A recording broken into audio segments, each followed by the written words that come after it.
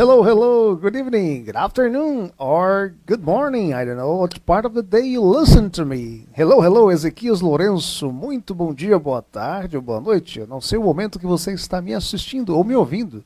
Se você está aí no seu carro ou fazendo qualquer outra coisa ouvindo o podcast. Quem fala com você é seu amigo de todas as quintas-feiras, Ezequias Lourenço, aqui de São Paulo, com seu programa Você em Foco, desenvolvendo pessoas, diretos dos estúdios da NSTV, aqui em São Paulo. Nosso programa tem por objetivo trazer ferramentas do conhecimento sobre humanidades, obviamente com um ponto de vista sobre uma perspectiva cristã, para te edificar, trazer essas ferramentas para que você possa ter uma visão mais ampla da vida, uma visão crítica, a fim de que você cresça como pessoas. Nosso objetivo aqui é trazer convidados, trazer entretenimento, boa música, aulas, reflexões, palestras. Falando em aulas, temos aí o objetivo também de trazer futuramente aulas de inglês.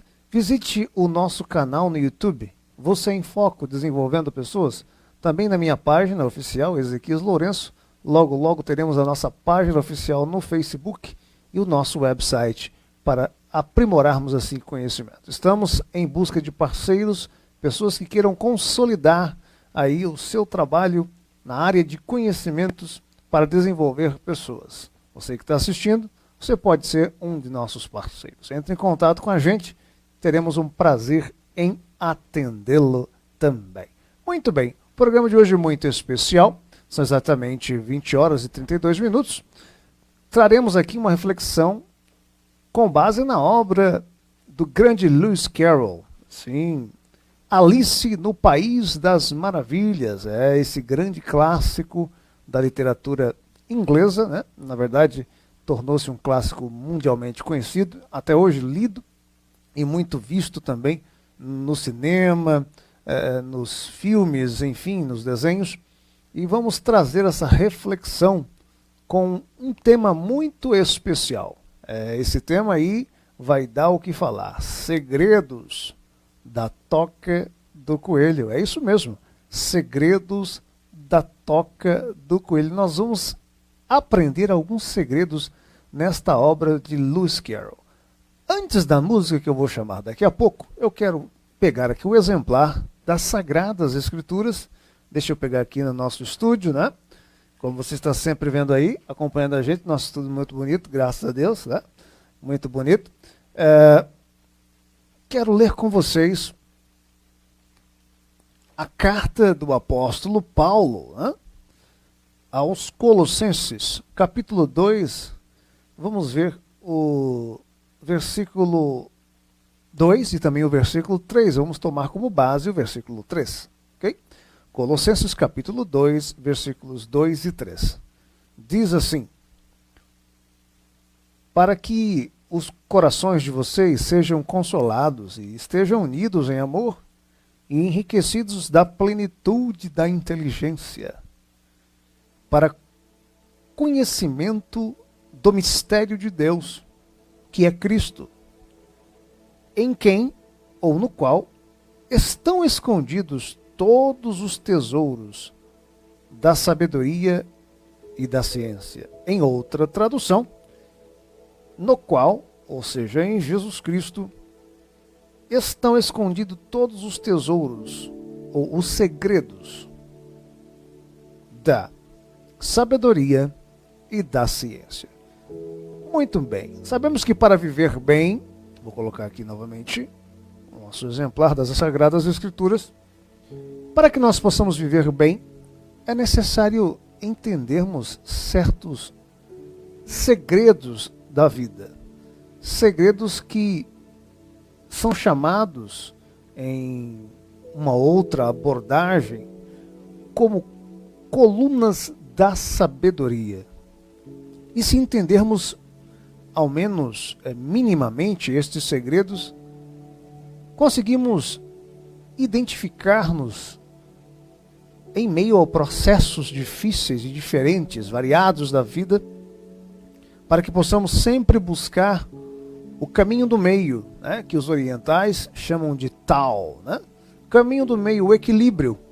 E as Sagradas Escrituras trazem o equilíbrio como parte do fruto do Espírito. Seria o domínio próprio, o fruto do Espírito Santo, né? Do Ruach no hebraico.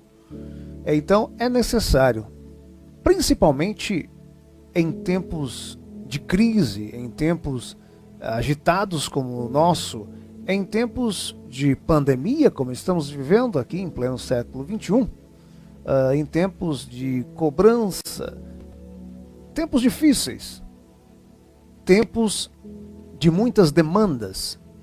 Então, é necessário sabermos alguns segredos. Vamos embora comigo, entrar na toca do coelho? Vamos descobrir aí um pouquinho da história de Lewis Carroll, sua formação, um pouco do enredo de sua história. Vamos entrar no livro Alice in Wonderland, Alice no País das Maravilhas, e depois vamos discutir aqui 4 segredos muito importantes, né, que fazem parte aí do panteão das colunas da sabedoria, para que possamos viver de maneira mais sensata, mais sólida, mais equilibrada. Muito bem, queridos. Nós lemos aqui uma passagem base, né? Paulo escrevendo à igreja em Colossos, dizendo justamente sobre os segredos que estão ocultos em Jesus Cristo, segredos de sabedoria e de conhecimento. E nós queremos falar hoje sobre uma obra muito interessante, Alice no País das Maravilhas, de Charles Ludson Dodson, né? O nome dele originalmente, né, de cartório era esse, e ele escolheu, como muitos escritores escolhem epítetos, principalmente naquela época, né? Não queriam ter a vida privada misturada com a vida, no caso de um astro, de uma estrela aí na área do conhecimento, até porque naquela época valorizava-se muito o conhecimento. Pessoas jovens já dedicavam-se ferrenhamente ao conhecimento, a ponto de terem aí os seus nomes marcados na história ainda muito novos.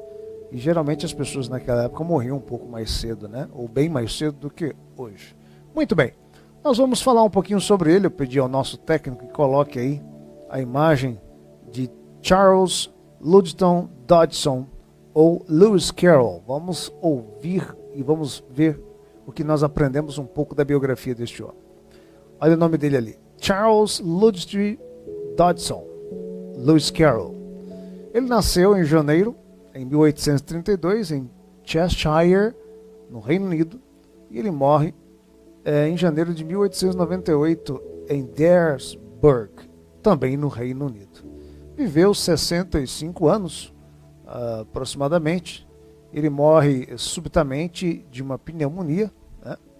E quando ele morre, ele pede para que todas as fotografias que ele havia tirado, né, principalmente de crianças, que elas fossem devolvidas aos seus responsáveis, aos seus pais, e algumas destruídas, para que não viesse a público, porque tratava-se de algo mais íntimo, de algo que era um contrato verbal, que era um acordo que ele tinha com as famílias. Mas por que isso?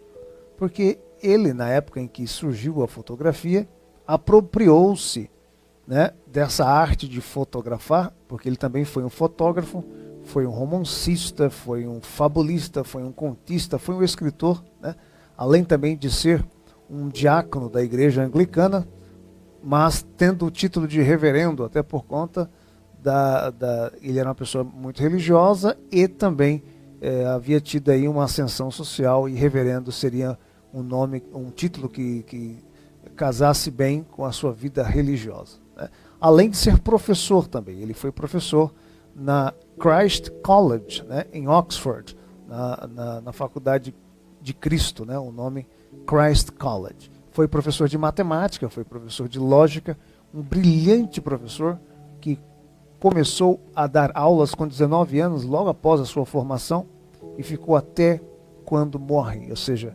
ele era um exímio professor de lógica, matemática, e tanto é que ele traz a lógica para dentro dos seus escritos, até dentro do assunto, né, do livro Alice in Wonderland, Alice nos Países das Maravilhas. Tem muita lógica, tem muito enigma, que muitas das vezes nem todas as crianças conseguem entender. De sorte que essa obra também não é só para crianças, é para adultos, para que de repente os adultos possam lançar um outro olhar para o mundo infantil, né? Porque a perspectiva de um adulto não é a mesma, obviamente, do que a perspectiva de uma criança. Mas, além de tudo isso, né, ele era fotógrafo também, e ele tinha um acordo com as famílias, né? Lembrando que naquela época, a idade de consentimento, né, de uma criança, né, era de 12 anos, com relação ao adulto, nas questões até de casamento e de sexualidade. Então estamos falando, retratando uma passagem da história da humanidade que se fosse trazer para os dias de hoje, ele seria considerado até mesmo uma pessoa de mau caráter, ou um pedófilo, como que se diz tecnicamente, juridicamente. Mas não era o caso na época, né? Pelo menos que se tem provas, ou que se tem documentação, porque não existe nada que diga, que possa assegurar que ele tinha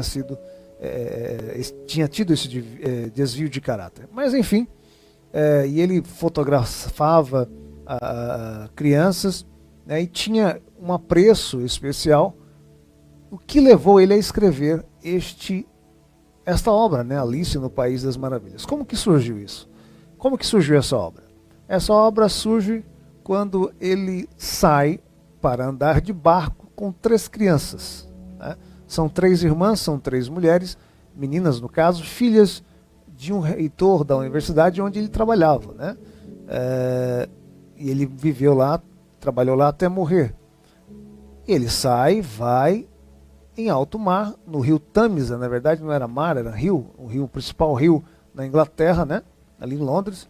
Rio Tâmisa, que aliás foi muito sujo recentemente, não muito tempo atrás, houve uma ação para despoluir esse rio, e ele foi despoluído, porque naturalmente um rio dentro de uma cidade industrial, sempre empresas e até residências vão escoar aí seus restolhos, né, seus objetos, seus dejetos, inclusive, para o rio. Então teve que ter toda uma limpeza ali. Só apenas um detalhe que vai ajudar vocês aí a se contextualizar, desculpem.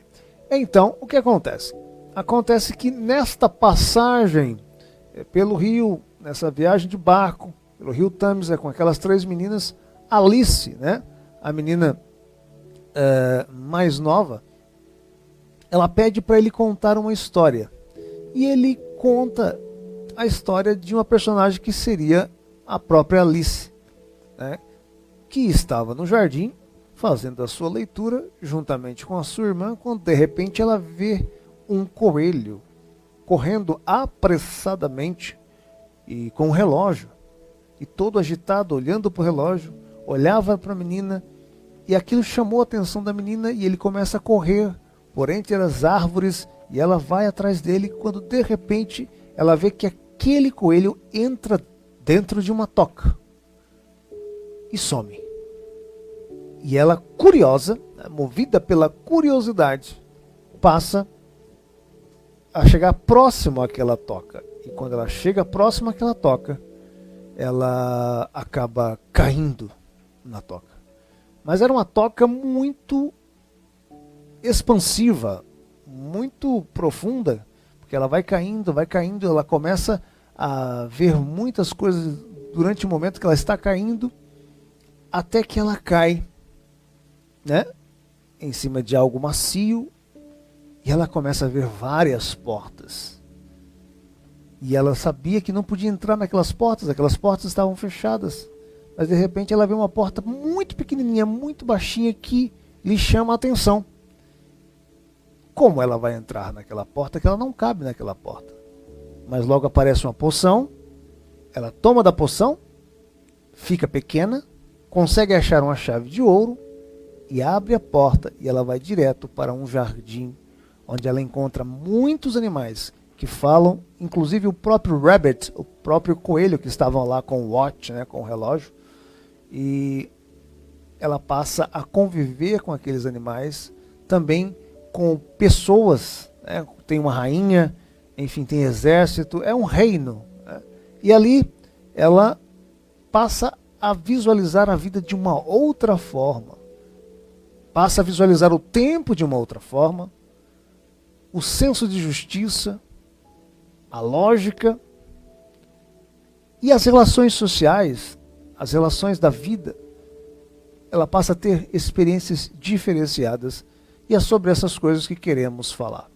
Lembrando que o Lewis Carroll foi um escritor muito conhecido por conta do seu nonsense. A palavra nonsense em inglês, para português, significa sem sentido. Ele escrevia de forma muito lúdica, em que as próprias crianças, ao assistirem, passam em cima daquilo que ele estava lendo, ou no caso escrevendo, e se você olhar a sétima arte hoje, assistindo, as próprias crianças acabam também criando ou colocando a sua imaginação para funcionar em cima da própria narrativa, do próprio enredo de Lewis Carroll. Por quê? Se você olhar e olhar de uma maneira lógica para nós adultos, tudo aquilo não vai fazer muito sentido. E é propositalmente, ele põe no papel para que não faça sentido mesmo. Ele acaba quebrando aí também uma sequência, uma lógica aí da era vitoriana, né? Lembrando que ele também fez parte desta era, a era da Rainha Vitória, em que a literatura, o teatro, toda a forma de conhecimento era muito linear, era muito lógica, é muito sequencial, né? Vou continuar, mas eu quero mandar aqui abraço para muitas pessoas aqui. Zelmar Rodrigues, que participou com a gente, nosso amigo. A história desse rio eu li no romance por Joseph Conrad, O Coração das Trevas. Está falando do rio Tamisa, né? Muito bem, Zelmar. Nélio Medeiros, hello, professor de inglês, amigo meu. Amigo nosso, Lúcia Lima, paz do Senhor Jesus, amém. José Cláudio de Santana Júnior, assistindo. Deus abençoe, José Cláudio. Você em Foco, desenvolvendo pessoas com tema para lá de especial. O tema com base em Alice, do País das Maravilhas. Um tema que tem chamado bastante atenção. Você aí que está em casa, você dirigindo seu carro, vamos conhecer os segredos da Toca do Coelho. Muito bem. Vamos rapidinho agora falar sobre duas obras dele, antes de entrarmos em Alice no País das Maravilhas e destrincharmos aí o texto. Primeiro, Feeding the Mind, Alimentando a Mente. Essa obra aí é muito boa, eu estou já bem adiantado na leitura desta obra. O Lewis Carroll estava falando aí da importância, ele fala nessa obra da importância, né, de exercitar a mente, o pensamento, de alimentar o pensamento. Feeding the mind quer dizer alimentando o pensamento, né? Feed vem de feedback, né? Alimentar de volta, né? Em que você tem que saber o que lê, o que ouve, com quem interage, para que você possa não ser o mesmo que ontem, mas não ser pior do que você foi ontem. Na verdade, que você seja melhor, que nós sejamos melhores do que fomos ontem, né? Até porque o homem é tudo aquilo, o ser humano é constituído de tudo aquilo que ele vê e interage, né? Daquilo que ele lê, daquilo que ele ouve. E é muito interessante que ele faz uma comparação entre o alimento físico e o benefício que esse alimento faz ao corpo com aquelas coisas subjetivas, aquele alimento não tangível, que são as coisas que você vê, as coisas que você ouve, as coisas que passam pelos sentidos, né? Lembrando que o homem tem faculdades aí de 5 sentidos, né? Olfato, tato, paladar, visão e audição. Então é interessante, né? Ele fala também sobre estar em contato com a natureza, tudo isso que nós precisamos para os dias de hoje, né? Principalmente, eu sempre digo, aqui é uma época, estamos vivendo uma era muito demandada, que muitas vezes traz estresse, traz tédio, né? Nós precisamos nos reinventar. Eu indico para você essa obra de Lewis Carroll também, que é fantástica. Próximo slide, por gentileza. Vamos aqui agora.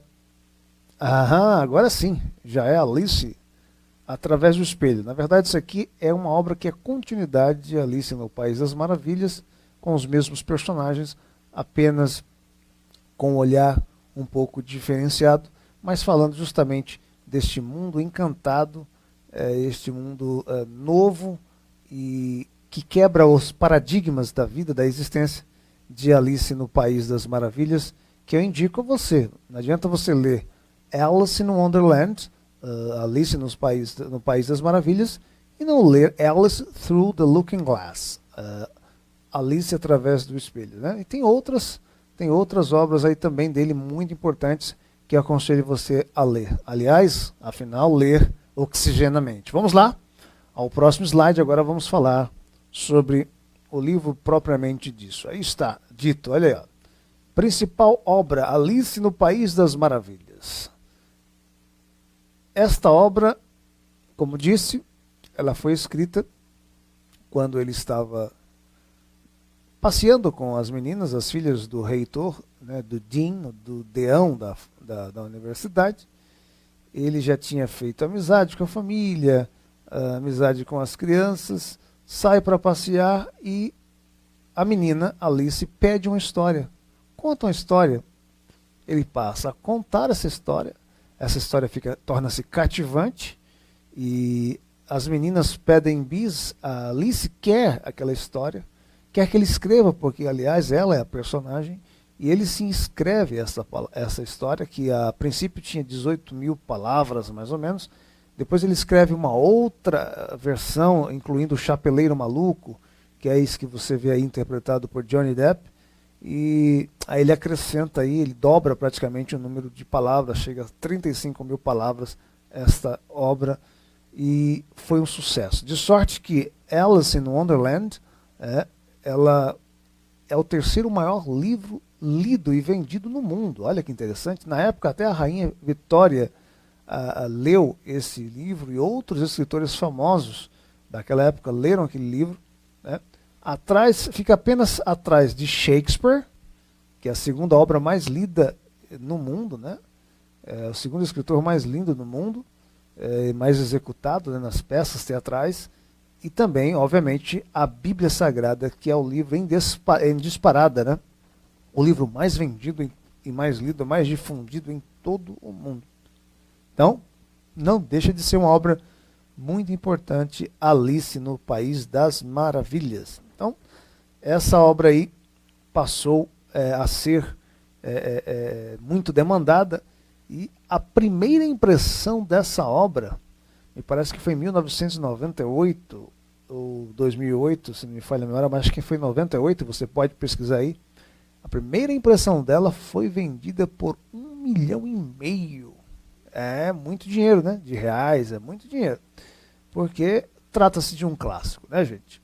Vamos lá, vamos aos segredos em Alice no País das Maravilhas. Segredos da Toca do Coelho. Aí você está vendo, muito bem, nosso técnico já passou a imagem, já estamos nessa imagem do coelho, à mesa. Esse é um episódio que o coelho está à mesa com o Chapeleiro Maluco e com a própria Alice e alguns outros animais, né? E eles estão tomando chá, obviamente, né? Londres, o chá da tarde, tem que tomar, né? O chá da tarde, o lugar da reflexão, o momento da reflexão, o momento da comunhão, da koinonia, do parlar, do trocar ideias, do aprendizado, né? E este coelho, que vive sempre apressado, está segurando um relógio e apontando para ele. Na obra você percebe que ele está sempre olhando para o relógio, correndo, falando rapidamente, até com os tiques, né? O coelho tem uns trejeitos, quando você olha no cinema, tanto o filme quanto o desenho, ele está sempre correndo e sempre parece estar atrasado. Começa quando ele acaba vendo, se encontrando com a Alice ainda lá em cima, antes de descer pela toca, né? De entrar na toca e descer aí para o mundo subterrâneo. ele já estava atrasado, dizendo que estava atrasado, correndo, e isso chamou a atenção de Alice, né? Ela ficou curiosa, ela foi movida, arrebatada pela curiosidade, e vai atrás do coelho, do rabbit, e acaba dando aí neste mundo aí. Lembrando que esta obra originalmente não foi escrita como Alice in Wonderland, mas sim Alice no subterrâneo, né? Alice in Underground, né? No subterrâneo, ou seja, debaixo da terra. Depois foi repaginado para Alice no País das Maravilhas. Quero mandar aqui um abraço antes de continuar, começar a falar sobre o tempo, né? Que é o primeiro segredo que a gente aprende aqui, que o tempo é relativo. Mandar um abraço para Dilma Araújo, para Francisca Taine, para Leia Lopes, para Edna Nilson, Mariette Souza, e tem outras pessoas aí que também deixando seu nome, logo a gente vai ler, tá bom? Deus abençoe vocês. Deixando aí seu recado, a gente vai ler. Bom, primeira coisa, primeiro segredo que nós precisamos entender em Alice, no País das Maravilhas, e que nós podemos trazer para a nossa vida, a fim de termos um equilíbrio, de termos uma compreensão melhor da vida, da nossa existência, até uma questão de identidade, né? Uma questão de situar-se, né? Uma questão situacional, de institucionalidade. Né? Você precisa, eu preciso entender que o tempo é relativo. O tempo é relativo. Então, aquilo que é urgente para alguém, para outro não é. Aquilo que é vagaroso para outro, para alguém, já é uma questão de urgência.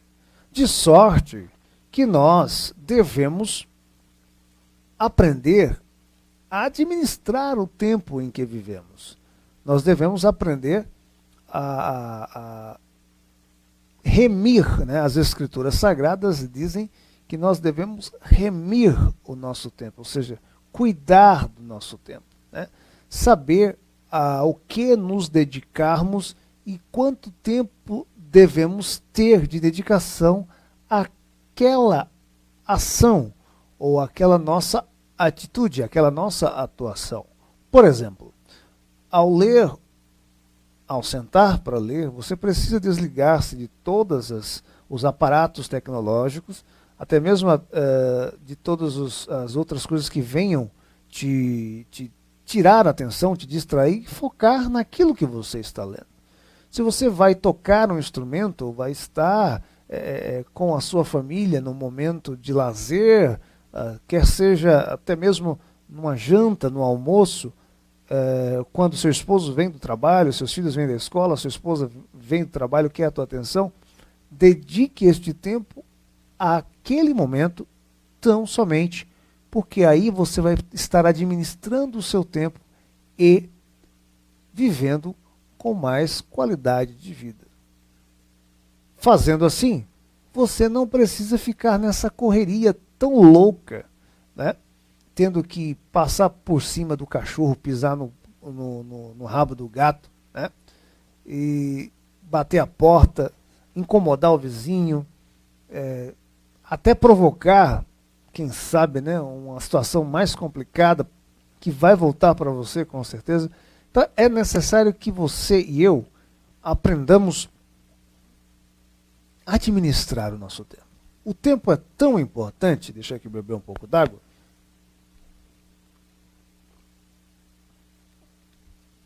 Muito bem. Que ele foi a primeira coisa a ser criada, se assim eu posso dizer. O primeiro objeto da criação foi o tempo. Né? E é impressionante quanto as pessoas têm dificuldade com o tempo. E se nós não nos organizarmos, nós ficamos totalmente perdidos com relação ao tempo. Aí acabamos de ser, ou por ser, contraproducentes. Não produzimos a contento, não produzimos como deveríamos produzir, não temos qualidade de vida e não temos gosto naquilo que fazemos, ou seja, aquilo que fazemos acaba não sendo prazeroso ou palatável, ou seja, degustável, aquilo que você realmente se dedica precisa ser algo que te traga prazer. E para isso é necessário termos administração do nosso tempo. Então, este coelho, sempre atrasado, é um tipo de ser humano do século XXI, sobretudo, que anda atrasado, que anda irritado, que anda estressado, que não consegue focar naquilo que faz, não consegue focar no exercício físico, até mesmo para fazer a manutenção da sua amizade, você acaba não tendo tempo, até mesmo para fazer a sua leitura não tem tempo para fazer uma abstração de pensamento, né? Quem sabe fazer um yoga, ou meditar numa canção, ou fazer uma meditação espiritual ou espiritualista. Para os cristãos, nós cristãos, fazer uma oração, intuir, buscar a presença do Eterno, né? Hoje de manhã foi muito gostoso para mim. Fiz isso, chorei bastante.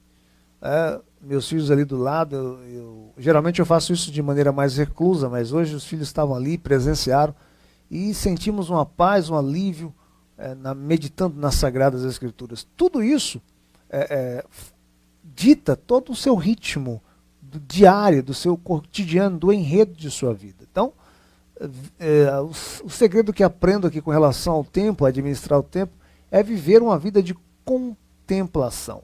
O que você faz quando levanta? Aliás, que horas você levanta? Como você administra aquilo que você vai fazer? Pense nisso.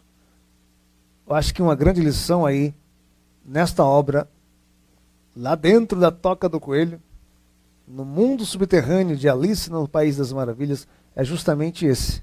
Você saber administrar o seu tempo. E nisso você vê, por exemplo, nesse episódio do chá, eles conversando, eles interagindo, eles construindo uns aos outros. Eu estou até aqui trabalhando um pouco Vygotsky, né? Construtivismo. O sócio-interacionismo, melhor dizendo, também, né? Porque sabe diferenciar as coisas. A hora do chá em inglês, é a hora do chá. A hora do seu cafezinho é a hora do seu café. A hora do seu almoço é a hora do seu almoço. O tempo das suas férias é o tempo das suas férias. O tempo do seu relacionamento com a sua família é o tempo do seu relacionamento com a sua família. O tempo dos seus estudos é o tempo dos seus estudos. O tempo para viajar é o tempo para viajar. O tempo para o trabalho é o tempo para o trabalho. As Escrituras Sagradas dizem: há um tempo para todas as coisas. Há um tempo para todas as coisas. Mandar um abraço aqui para a Silvia Martins também. Deus abençoe você. Está aqui nos assistindo. Compartilhe aí, Silvia. Vocês que estão nos assistindo aí também. É um segredo muito importante. Vamos ao segundo segredo que nós aprendemos aí na Toca do Coelho, em Alice no País das Maravilhas. Muito bem. Você está vendo aí essa imagem. 2 mais 2 é igual? O que diz a imagem aí? Na sua cabeça é igual a 4. Nós aprendemos que é igual a 4. Mas ali não está igual a 4. 2 mais 2 é igual a 5. Ué, como pode essa coisa? Como isso pode? Nós aprendemos aí algo muito interessante nesta obra, né? Que nem tudo que é lógico é verdadeiro. Olha que interessante. Nem tudo que é lógico é verdadeiro. Pode até fazer sentido, mas não é verdadeiro. Bom, deixa eu remontar com vocês rapidamente a época da Grécia, né? Na época de Sócrates, né, o idealizador da maêutica, né, do parto dos pensamentos, Sócrates tinha um embate muito grande, tinha uma briga intelectual, uma disputa, uma querela intelectual muito grande com relação a um grupo de pessoas que viviam andando pelas praças, nas cidades gregas, nos rincões, nos quarteirões, vendendo conhecimento, né? Lembrando que todo homem e mulher é fruto de seu tempo. E nós estamos falando de uma questão aí de sócio. O ser humano é sócio construído, ou construído socialmente, culturalmente.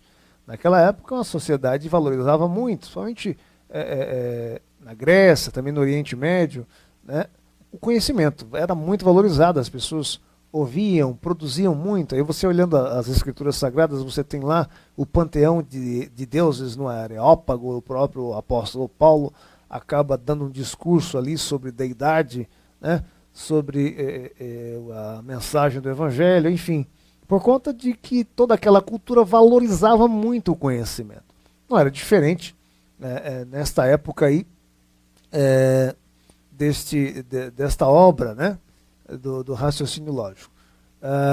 Mas, veja só, essa obra de Alice no País das Maravilhas, ela traz uma lição muito especial. Por quê? Porque esta lógica nem sempre ela é verdadeira. E Platão tinha essa dificuldade com esse grupo de pessoas. Quem era esse grupo de pessoas que andava vendendo, ou que andavam vendendo conhecimento e vendendo conhecimento lógico, né, da filosofia? Eram os sofistas. Tanto é que o apóstolo Paulo vai usar muito esse adjetivo aí, usando de sofismas, né? Quando ele fala sofisma, ele quer dizer o quê? Enganação e ludibriação do conhecimento, ou seja, enrolação, em outras palavras. Enrolação. Pessoas que gostam de enrolar. Então, os sofistas andavam fazendo conjecturas lógicas, né? Como, por exemplo, vou dar um exemplo aqui, não me tenham como enfim, uma pessoa que esteja tendo algum tipo de discriminação. Por exemplo, toda pessoa que bebe, geralmente, ela bebe muito, no caso, ela está maltrapilha, ela não anda bem vestida. Logo, se todo mendigo ou pedinte anda mal vestido, ele é um bêbado. Olha, parece ter lógica. Você associa a pessoa estar mal vestida a uma pessoa embriagada. Então, se você vê uma pessoa sendo um pedinte na rua e ela está mal vestida, até por conta de suas condições sociais não competem, então ela estaria bêbado? Não necessariamente, sim? Então, quer dizer, o apóstolo Paulo e também o próprio Sócrates na Grécia, ele lutava muito contra isso. Claro que Paulo falando com relações teológicas, com relações à espiritualidade, e Sócrates, por sua vez, falando com relação ao conhecimento filosófico, até porque, como disse, ele foi o precursor da maiêutica, do parto dos pensamentos, justamente através das perguntas, as perguntas diretivas, as perguntas contundentes, que fazem com que a própria pessoa responda às suas próprias indagações e assim venha construir o seu conhecimento. Então nós aprendemos aqui em Alice in Wonderland, Alice no País das Maravilhas, que a lógica nem sempre é verdadeira.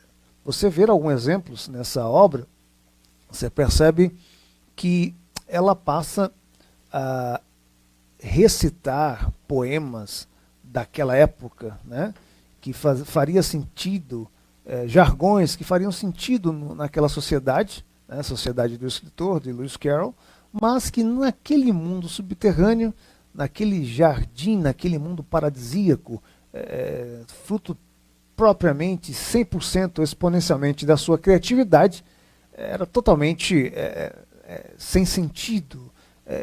As pessoas não entendiam o que ela falava, né? Então ela tinha aí uma dificuldade de comunicação. E aí ela tinha que parar e ouvir o que as pessoas diziam para começar a entender como funcionava a lógica, entre aspas, né? Ainda com base num pensamento antes da toca, antes de entrar na toca, como funcionaria aquela lógica daquele mundo de dentro da toca, aquele mundo subterrâneo. Aí eu tenho uma pergunta aí, algumas perguntas surgem aí a fazer a vocês. O mundo em que vivemos é realmente fiel? Ou seja, em outras palavras, aquilo que vivemos é de fato a realidade? ou a realidade ela está além das aparências que nós vemos. Eu estou olhando aqui, vendo uma câmera, vendo o técnico, né?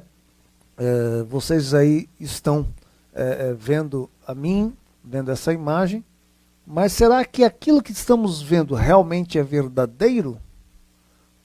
E isso até me remonta a Platão, né, o mundo das ideias, enfim. É necessário pensar sobre isso, né?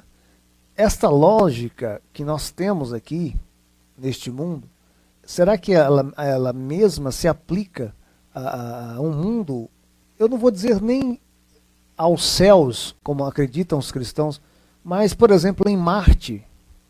Agora, a NASA, inclusive, países do Oriente Médio já estão mandando foguetes aí para orbitar a Terra.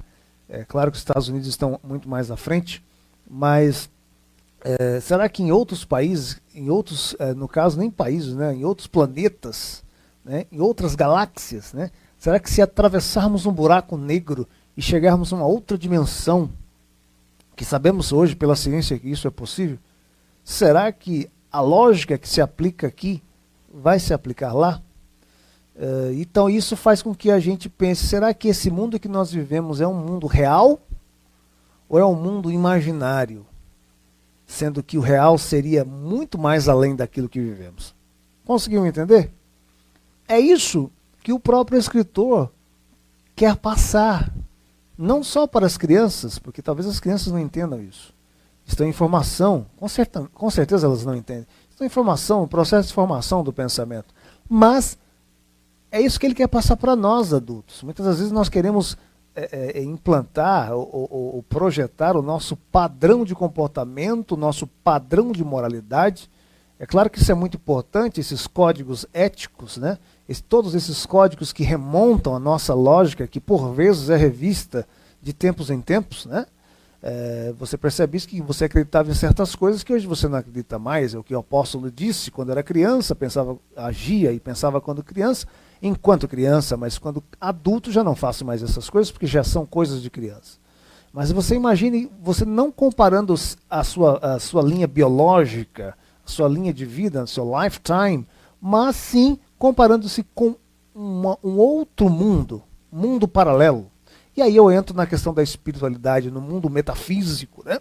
Quando disse o Criador a Moisés, para que ele pudesse encontrar aí pessoas com habilidades para poderem fazer todos os aparatos do templo, no caso da tenda, da congregação, para toda a liturgia. E ali o texto diz, tudo aquilo é sombra das coisas que existem em um outro plano. Será que também nós não somos apenas sombra de coisas muito maiores, muito mais aperfeiçoadas que existem em outro plano? Até que ponto temos que rever a nossa lógica, o nosso paradigma de pensamento? Então é uma coisa que nós aprendemos aí. E para vivermos bem, vivermos em equilíbrio, precisamos entender essas coisas. Que o tempo é relativo e que nem tudo que é lógico é verdadeiro. Nem tudo que é verdade para você faz sentido para os outros. E a gente trabalha um pouco aí a tolerância também, né? A tolerância em todos os sentidos para que nós possamos viver, conviver e coexistir. Vamos ao próximo dos 4 segredos. Vamos para o terceiro segredo que a gente aprende em Alice nos Países das Maravilhas. Muito bem, olha que coisa interessante. Estamos vendo aí o símbolo da justiça, com a mulher com a vendagem, né, no caso com uma venda nos olhos, e com a balança. A balança está em equilíbrio, mas muitas das vezes essa balança não está em equilíbrio. Ela pende para um lado, o lado direito, ou pende para o outro lado, o lado esquerdo. Mesmo que você tente exprimir, você tente realmente agir com justiça, né? Então, terceira coisa que nós aprendemos, terceiro segredo que nós aprendemos de dentro da toca do coelho, né? Que a justiça humana é apenas uma sombra da verdade. Né? Olha que interessante. Nós estamos vendo aí esse símbolo tem um significado muito especial. A balança quer dizer equilíbrio. Né? Então, a justiça ela traria, estou colocando no futuro do pretérito aí, ela traria equilíbrio, ela teria aí a intuição, o intento de trazer equilíbrio. Mas ao mesmo tempo que ela tem esse intuito, ela não consegue enxergar. Ela não consegue enxergar. Então ela está com os olhos vendados. E também há uma figura feminina aí, que remonta à sensibilidade, né? Sabemos que dos seres humanos, a mulher é mais sensível, mais perceptível, ela tem mais feeling para as coisas, né? E aí, todo esse composto acaba trazendo para a nossa cultura, desde Roma, né? Desde o Império Romano, que é o ícone da produção e da aplicação das leis, né? Trazendo aí para todos os outros países, hoje conhecidos como países democráticos, como o símbolo da justiça. De sorte que a justiça não vê, ela interpreta através de todas as provas objetivas ou circunstanciais e através também do que nós chamamos de jurisprudência, estudo de caso. Então ela não vai entender e perceber os casos isolados. Para isso ela não precisa enxergar, ela precisa ter um entendimento, interpretação, e isso está além do olhar. Mas será que isso expressa de fato a justiça? Ou a justiça dos homens é apenas uma sombra da verdade? Se não fosse assim, pessoas não seriam julgadas injustamente. Quando, na melhor das hipóteses, elas acabam sendo soltas e, ainda em vida, talvez recebam uma compensação do Estado. Muitas das vezes, geralmente não, quando elas são julgadas e cumprem penas por longos anos de forma injusta, elas morrem e talvez os seus filhos ou netos recebam. Né? Mas muitas pessoas acabam também recebendo, por outro lado, a pena mínima para o pior crime, o crime mais hediondo que ela ou ele tenha cometido. Será que também o simples fato de a pessoa ser presa, encarcerada, estar livre de estar sendo impedido, né, de praticar a sua liberdade, o seu direito de ir e vir, e ficar ali por um tempo, será que aquilo realmente é justiça? De sorte que a gente percebe que a justiça dos homens ela é falha, não? Como que eu percebi isso na obra de Alice no País das Maravilhas? Havia ali um momento de julgamento de alguns criminosos e havia uma rainha que queria mandar matar todo mundo. Ela sempre falava, corta a cabeça, qualquer coisa corta a cabeça, executa. E houve um julgamento que Alice presenciou e quando ela chega lá, a situação é totalmente inversa e ilógica daquilo que nós conhecemos. A rainha manda matar e depois, só depois, vai averiguar o fato e por último julgar. Mas só que a pessoa já havia sido morta. Espera aí. Isso tem sentido? Por isso que a obra de Lewis Carroll é tida como nonsense, ou seja, uma obra sem sentido. Aliás, muitas coisas que ele escreveu, poemas, não tinha sentido, ele inventava palavras, justamente para provocar esse nosso pensamento. Né? Por que não tem sentido? Porque isso expressa que a justiça dos homens ela é falha. E você percebe isso muito claro nessa obra de Alice no País das Maravilhas. Se você olhar as Escrituras Sagradas, as Escrituras dizem assim, que a justiça dos homens para o Eterno não passa de um trapo de imundícia. E o trapo de imundícia era o absorvente da época, né, na época em que foi escrito. Né? O absorvente feminino, hoje em dia está muito sofisticado, mas naquela época era um pedaço de pano. Então, Deus, o Eterno, comparou a justiça dos homens, por mais que eles tentem se aprimorar, como algo descartável, sujo, que para nada serve, porque apenas é uma sombra da verdade. Esse terceiro segredo é muito interessante a gente saber, para que possamos viver no mundo, porque às vezes a gente acha que tudo é injusto e acaba querendo tirar coisa na força do braço, na garganta, né? Como aquele jogador de futebol que comete a falta ou não comete, mas o juiz aplica ou não aplica a penalidade e ele já vai para cima do juiz gritando e chama a mãe do juiz de santa e coisa e tal, achando que ele vai conseguir, mas ele não consegue, o juiz não volta atrás, o resultado do jogo vai ser aquele, e quem decide é uma outra instância. Isso me lembra que o Eterno, inspirando Paulo, e ele dita para Tércio escrever, sobre a questão da vingança. No escritor aos Romanos, ele disse assim, olha, deixa a ira de lado, porque a mim, somente a mim, compete vingar. Nós precisamos aprender isso. Então, se alguém te xinga no trânsito, é injusto. Não pense assim. Pense que a justiça dos homens é apenas a sombra da verdade. A justiça também.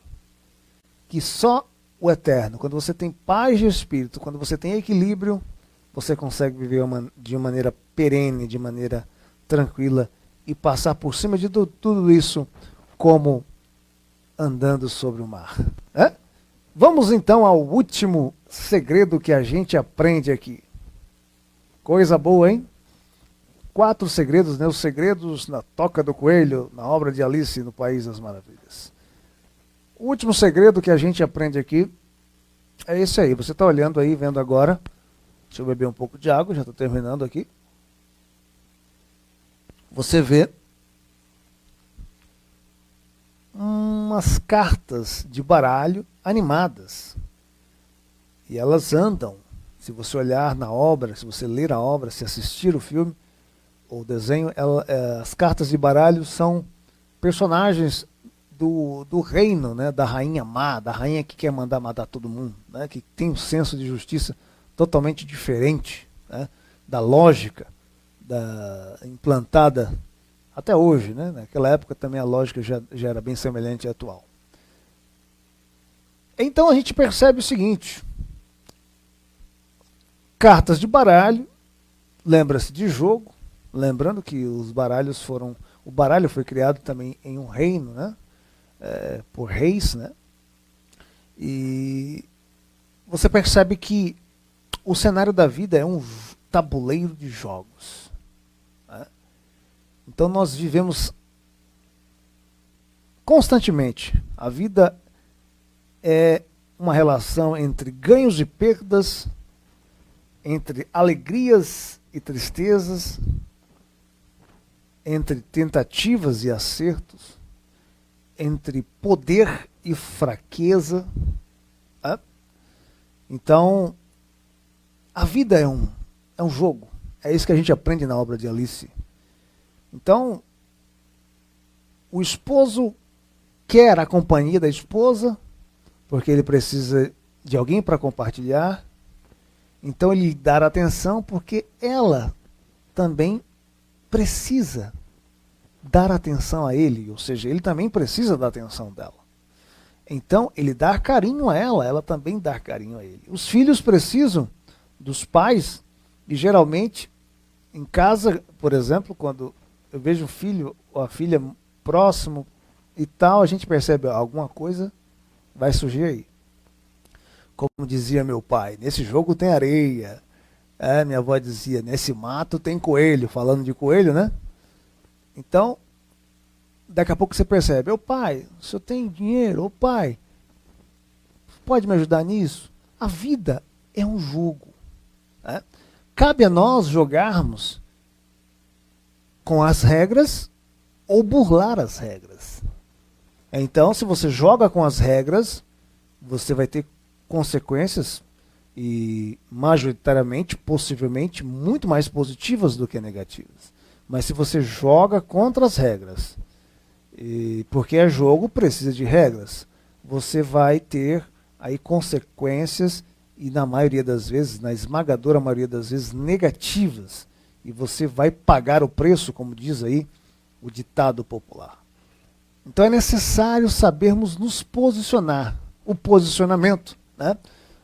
Ao jogar um xadrez, quando mover a peça, quando não mover, ao jogar cartas, que é o exemplo aí desta obra, né, que contém aí um exército de cartas no reino da rainha má, né, na rainha do underground, você vai precisar saber jogar a carta certa, a carta que elimina as outras, ou não jogar a carta certa. No jogo de damas é a mesma coisa, no jogo de palavras é a mesma coisa, no jogo da psicologia é a mesma coisa, na questão até mesmo falando em jogo, em disputa, né? Eu também não posso fugir do assunto artes marciais, que eu pratico uma arte marcial. Você tem que saber quando socar, quando não socar, quando esquivar, quando abaixar, quando arremeter, quando derrubar, quando cotovelar, quando não. No jogo de futebol é a mesma coisa. Quando cavar uma falta, quando não cavar, quando cruzar. A vida é um jogo. E nós precisamos entender isso. Você percebe até mesmo, as escrituras dizem, que infelizmente quando Lúcifer percebeu que o seu ego não seria afagado, o seu ego não seria alimentado, ele percebeu que não teria a devolutiva de igual para igual, e ele presumiu, por conta de todo o privilégio que ele tinha, que ele teria que ter perto de igualdade com o Criador, ele acabou rebelando-se. Né? Então, e quando você rebela-se, quando você trabalha-se a revelia num jogo, você nunca sai favoravelmente. Não é assim que acontece na justiça? Quando uma das partes envolvidas não obedecem às regras e não chegam ao julgamento, é julgado a revelia, seja sem a presença da pessoa, e possivelmente aquela pessoa não indo, já depõe contra si mesma e acaba, na maioria das vezes, perdendo a causa.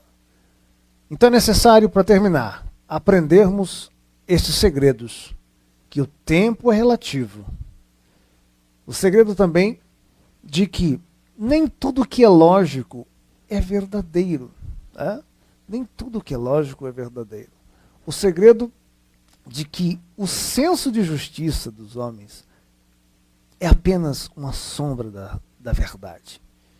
E o último segredo, que o cenário da vida é um jogo de tabuleiros, ou um tabuleiro de jogos.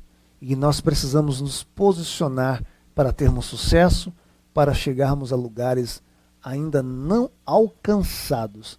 E sempre com a graça do Altíssimo, com a graça do Eterno.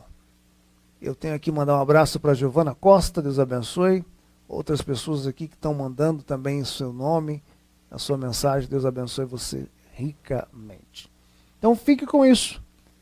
Lembre-se, quando nós lemos aqui, em Jesus Cristo, estão ocultos todos os segredos da sabedoria e do conhecimento para melhor viver. Quer melhor viver? Comece a ver a vida sob uma perspectiva de Cristo, dos ensinamentos do Mestre. Esta é a minha sugestão para você.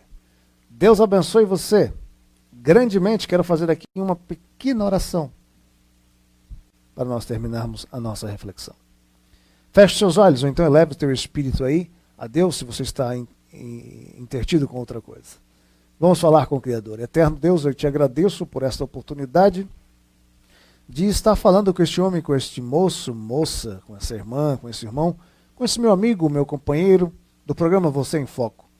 Que o Senhor abençoe ricamente, que ele e ela, que nós possamos ter a nossa vida escondida em Deus através de Cristo e olharmos a vida através dos olhos de Cristo, na perspectiva cristã, porque nem sempre esta vida fará sentido no senso de justiça, na urgência do tempo e também na questão do posicionamento das regras do jogo da vida, e também, ó Pai, na questão da equidade e do equilíbrio da justiça. Mas o que importa é que nossa vida está contigo e o Senhor é o principal comandante das nossas vidas. É aquele que nos ajuda a escrever a nossa história com base nos seus ensinamentos, com base em suas instruções. É no nome de Yoshua, de Jesus Cristo, que nós te pedimos e te agradecemos, certos da bênção e da resposta. Deus abençoe você. Próximo programa tem mais outro autor. Logo estamos de volta. Vamos em frente. Um abraço.